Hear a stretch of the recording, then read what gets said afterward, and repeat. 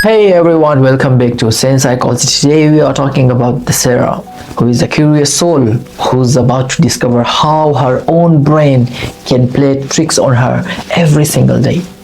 This is her story filled with moments of realization and growth as she navigates different cognitive biases. Sara starts her morning scrolling through social media, clicking only on posts that align with her beliefs and political leaders. She has always trusted journalist A over the journalist B, so she never bothers to read B's article. One day, a friend challenges her viewpoint, suggesting she should check out an investigative piece by journalist B. Sara initially resists. Her mind dismisses any evidence that contradicts her favorite reporter. Later, she remembers something that she read about confirmation bias. Basically, there's an error. That is basically ignoring facts that don't fit our perspective. Sara decides to push herself out of her comfort zone and asking, "What if I am wrong?" And finally, she reads B's work. She's surprised to find how valuable the insight was, and how the political party she's supporting is doing the bad works. So the next cognitive error is sunk cost fallacy. Sara has been working at the same company for years. Even though she is miserable, she hates the toxic environment, but keeps telling herself, "I have already invested so much time here, I can't just leave." When she hears about the sunk cost fallacy, she realizes she's staying put simply because of the years she already spent. One weekend, Sara pretends she's starting fresh in this company, so she's going to start or not. No time wasted now. Would I choose this job today? She asks herself. The honest answer is no. That is when she decides it's time to start looking for a healthier work environment rather than wasting the rest of the life because she invested her 3 years. The third cognitive error is anchoring bias.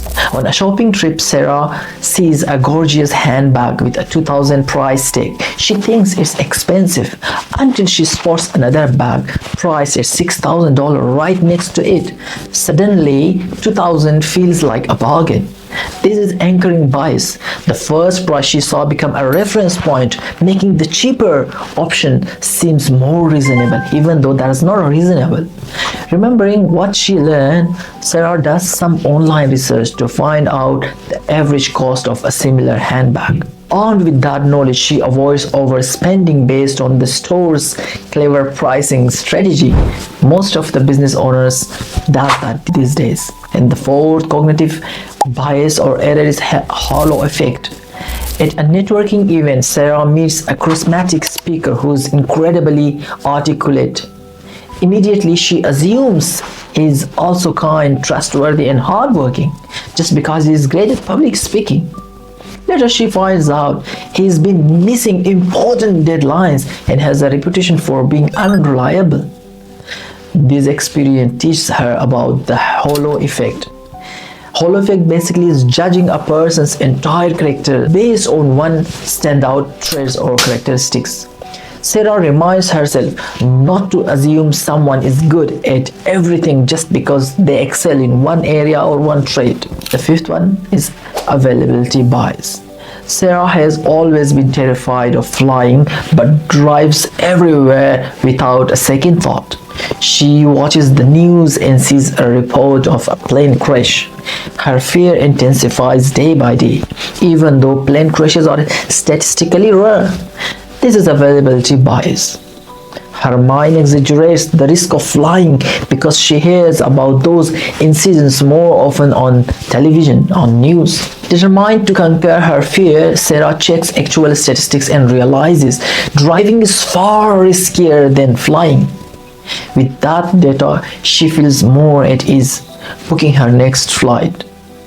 In the end, Sara realizes her brain relies on shortcuts that can lead her astray. But learning about these cognitive biases such as confirmation bias, sunk cost fallacy, anchoring bias, halo effect, and availability bias, she can make better decisions and live more mindfully. Now that's your turn.